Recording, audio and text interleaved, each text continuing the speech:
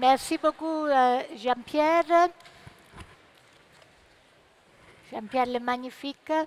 Et maintenant, donc, le professeur Marco Piccolino, qui nous racontera, en arrivant de l'Université de Ferrara et de Pise, terre toscane de Galileo Leonardo, les réflexions sur la Lune jusqu'à Léonard et Galilée. Il va donc nous expliquer la beauté de cette pensée assez extraordinaire. Merci pour commencer, gardez vos questions, car après Serge Bralli, on va faire tout de suite l'interaction avec vous. Merci. Merci Marco.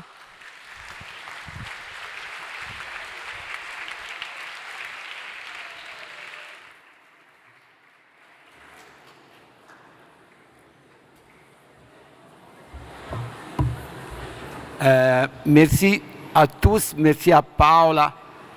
C'est très bon d'être ici et c'est très beau toujours de parler des choses qui passionnent.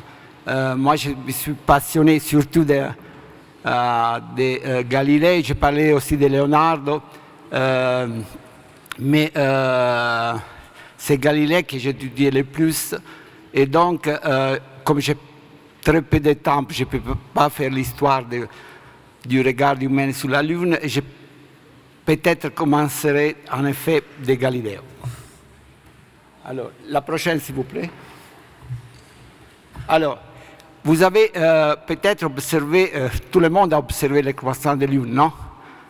Combien de vous, surtout les jeunes, ont vu que quand il y a les croissants, on ne voit pas seulement la partie lumineuse, on voit un peu la partie obscure. Il y a des gens qui se sont aperçus de ça. Vous voyez, aussi la partie obscure apparaît. Personne n'a jamais vu cette lumière très sombre. Bon, en tout cas, Leonardo et Galilée, en regardant cette lumière et en cherchant de comprendre les mécanismes, pourquoi il y a cette lumière dans la partie obscure de la Lune, ont bouleversé l'univers. C'est une espèce d'herméneutique, de déchiffrement d'une image qui amène vraiment à... c'est un des aspects plus importants de la révolution scientifique galiléenne. Alors, je montre la Lune, je montre Leonardo et je montre Galilée. Je montre Leonardo dans un codex, le codex sur le vol des oiseaux, que j'ai choisi. Il y a une image cryptique de Leonardo, vous la voyez seulement là, très peu, vraiment très peu apparent, mais j'ai voulu choisir ça parce que, comme on était en thème d'astronomie et aussi d'imitation de la nature, les codex sur le vol des oiseaux, c'est très important parce que Leonardo regarde les oiseaux et cherche de comprendre comment ils peuvent voler. Et donc, il imagine les machines pour voler et, disons, ça les projette vers, disons, le vol, disons, spatial. La prochaine. Alors, vous avez déjà vu cette image, l'image à gauche. C'est le pointeur, c'est ça? Non. Pour pointer, c'est... OK. En tout cas, l'image à gauche. Alors, c'est l'image, c'est exactement l'image que vous avez vue avant, c'est un dessin de Leonardo. Vous voyez, Leonardo a dessiné les croissants, mais il a aussi montré qu'il y a de la lumière dans la partie obscure. La partie obscure est différente du fond noir du ciel de la nuit. À droite, il y a une aquarelle de Galilée que Galilée avait préparée pour illustrer son premier bouquin d'astronomie, les Sidereus Nuncius. La prochaine, s'il vous plaît. Alors, et ça c'est la frontispice de Sidereus Nuncius, le petit bouquin dans lequel il annonçait ses découvertes avec le télescope. Et là, à droite, il y a disons, la gravure qui est dérivée de cette aquarelle. Et il y a la description, disons, du phénomène, l'indication du phénomène de la lumière obscure, de la lumière dans la partie obscure de la Lune. La prochaine. Et alors, je la lis en français, disons. Et alors, Galilée a pu interpréter les images de la Lune parce qu'il avait un bon télescope qui avait amélioré, mais aussi parce qu'il connaissait bien la peinture. Il avait étudié Leonardo, il avait étudié les traités de la peinture de Leonardo, dont une copie était à Padua, chez Vincenzo Pinelli, et il connaissait bien les règles de la peinture, et donc il savait qu'est-ce que c'est le contraste, quels sont les phénomènes visuels. Alors, il décrit cette image, l'image à droite. Il dit qu'il y a une lumière perceptible dans les bords à gauche de la partie obscure, mais après il continue. En réalité, si nous considérons bien les choses avec plus de, disons, d'investigations, avec de l'investigation plus circonstanciée, nous nous apercevons qu'il y a aussi de la lumière dans la partie obscure. Et cette lumière n'est même pas négligeable. Alors, qu'est-ce que c'est, quelle est la raison, quel est le mécanisme de cette lumière?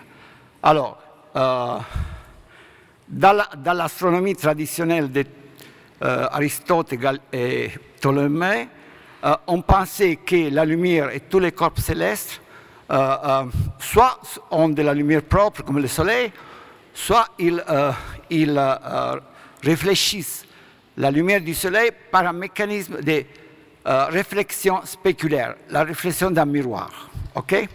Vous savez ce que c'est un miroir, vous savez que s'il y a une lumière sur le miroir, ça donne, ça est réfléchi, ça donne de la brillanteur. La prochaine, s'il vous plaît. Alors, il disait que, par exemple, la Terre ne peut pas briller dans l'univers parce que la Terre n'est pas un miroir. Elle est faite d'un matériel irrégulier qui n'est pas comme un diamant comme les corps célestes. Et donc, la Terre est un corps obscur, la Lune et les autres astres sont des corps faits par ce matériel très pur qu'on appelle la quinta essentia, ou l'éther. Alors Galilée montre que c'est un peu le contraire. Si un corps est un miroir, il est la plupart du temps obscur. Et si un corps n'est pas un miroir, comme la plupart des choses que vous voyez ici, pratiquement toutes les choses que vous voyez ici, pratiquement, s'il n'est pas un miroir, il est plus lumineux. Regardez, alors j'ai fait cette manip, Piazza dei Cavalieri à Pisa, près de la Tour de la Femme. Il y a un épisode de Dante, la Tour de la Femme. Peut-être que cet endroit n'a pas changé beaucoup de l'époque de Galilée. Vous voyez, là, c'est un miroir. Vous voyez, si je vous demande, qu'est-ce qui est plus lumineux, les miroirs ou les murs? Tout le monde dit que le miroir est assez obscur. Non? Mais les miroirs deviennent très très lumineux si je me mets dans une position que les rayons du soleil les touchent et vont vers les yeux. OK? Alors, Galilée dit que l'effet que les murs est lumineux dans l'image à gauche et aussi dans l'image à droite est dû au fait que toutes les surfaces irrégulières sont en effet faites par des petits miroirs qui sont orientés dans toutes les directions. Donc, dans n'importe quelle est la relation source de lumière, mur, observateur, on a toujours assez de lumière pour voir les murs lumineux. Tandis que pour le miroir, c'est seulement dans une condition très spéciale qu'on voit de la luminosité qui dure un petit instant. Alors, la Lune, il dit, brille dans le ciel, pas parce qu'elle est un miroir, mais parce qu'elle est encore irrégulière, comme la Terre. Alors, si la Lune brille, réfléchit les rayons du Soleil, étant irrégulière, alors aussi la Terre devrait resplendir dans le ciel de la nuit si observé de lointain. La prochaine. Alors, je vous dirai le mécanisme, mais en tout cas, Galilée savait bien, avant que les astronautes américains, il y a 50 ans, allaient sur la Lune, et aussi clairvoient, savait bien que si on regardait de la Lune, regardait la Terre, on aurait vu la Terre assez lumineuse, comme nous voyons la Lune dans les nuits où la Lune est pleine. Hein. Et si c'est ça, dans la condition où, pour un habitant de la Lune, supposons, la Terre est pleine, donc la Terre est opposée au Soleil, la Lune recevrait assez de lumière pour être illuminée, bien qu'elle ne reçoive pas directement la lumière du Soleil. C'est la lumière réfléchie de la Terre qui va vers la Lune. La prochaine. Alors, c'est Leonardo, le dessin de Leonardo du code Hammer-Leister. Vous le voyez sur la gauche. Mi può mostrare là?